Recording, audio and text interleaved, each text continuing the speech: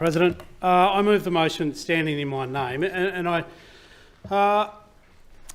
do so because the communities want answers, and I'll speak specifically about the Parkes community, which I'm most familiar with, but look forward to hearing from others, including my Nationals colleague, the Honourable Nicole Overall, who is working very closely with the Tarago community on this matter.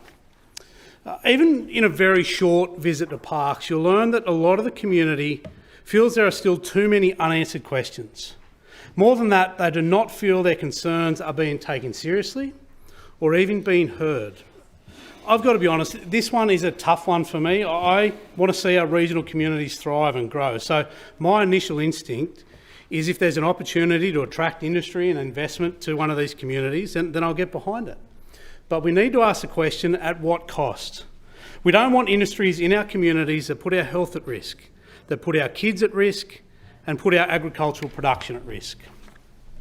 I'm not totally ignorant to how we've got to this point and the regulation that sees Parkes, the areas around Parkes, Tarago and the Richmond Valley and Lithgow as potential locations for these incinerators. So I'm sure others will use this as a chance. I think they're very clever to bring this up here today. I wasn't in Parliament at the time, but from talking to my colleagues who were here when that decision was made, it's clear that what we are looking at now is not really what they had in mind when it comes to scale and potential impact. And I've also heard many times that the community expects and deserves more consultation than they've received on this matter. They feel very much in the dark on some key issues. And most importantly, policy is a constantly evolving thing. And as more information comes to light on this, I, for one, am more than happy to be led by that science and by the community. On the 26th of July, I attended an information night hosted by the Parkes Clean Future Alliance. There was nearly 600 people at this event, a huge turnout. I acknowledge Dr Amanda Conn was there, and I also know there are others from this place who would have liked to have been there, but were unable to, and that includes Mrs Overall. At this meeting, the idea of this inquiry was very warmly received. It's given them hope that some of their questions can be answered and their concerns be listened to. I'd note too that the Parkes Mayor, Neil Westcott, has since come out in strong support of this inquiry.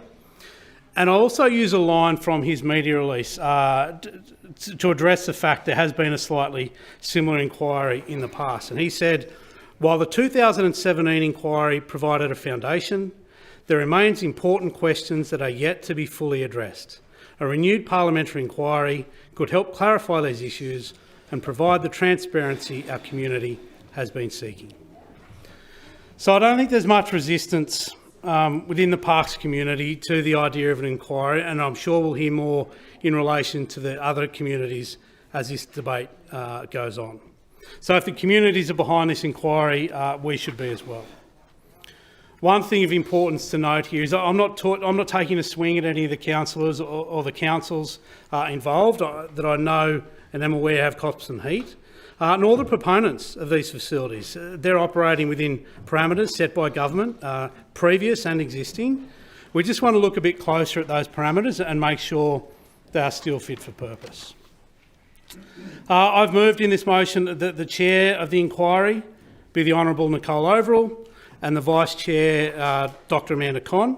This is in recognition of their ongoing work on this issue and their passion that I know they both share. In closing, I guess thank you in advance for all and any support we receive for this motion, noting that I can't really think of any genuine reason why you wouldn't support it.